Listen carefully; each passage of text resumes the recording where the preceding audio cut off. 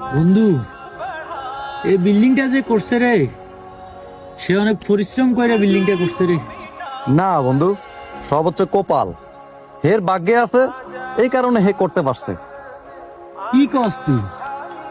পরিশ্রম না করলে এই বিল্ডিংটা করতে পারতো? ভাগ্যে না থাকলে তো সে বিল্ডিংটা করতে পারতো না। তাহলে তোরা এক্ষুনি প্রমাণ করাইতেছি যে পরিশ্রম ছাড়া যে কোনো কিছু সম্ভব না। দে মোবাইলটা দে। এই মোবাইলটা আমি এখানে রাখলাম। এখন তুই তোর ভাগ্যের জোরে পরিশ্রম না কইরা এই মোবাইলটা তোর হাতে নিয়ে দেখা।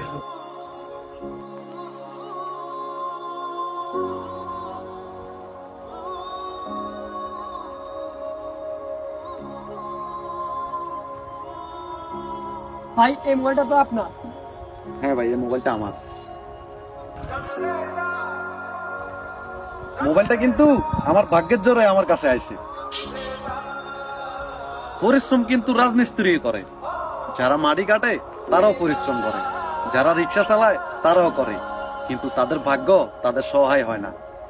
আমার জীবনে আমি অনেক মানুষ দেখছি যারা কিনা চা বেচা, পেপার বিক্রি করিয়া কোটি কোটি টাকার মালিক হয়ে গেছে। একটা মানুষ যখন পরিশ্রম করে বড়লোক হয়, তখন সে বইলা বেড়ায় যে আমি পরিশ্রম করে আমি বড়লোক হইছি। আবার সেই মানুষটাই যখন দুঃখ করে নিচে পড়ে যায়, তখন সে বলে সব আমার কপালের দোষ। আসলে বন্ধু, জীবনটারে ব্যালেন্স করে চালানো উচিত।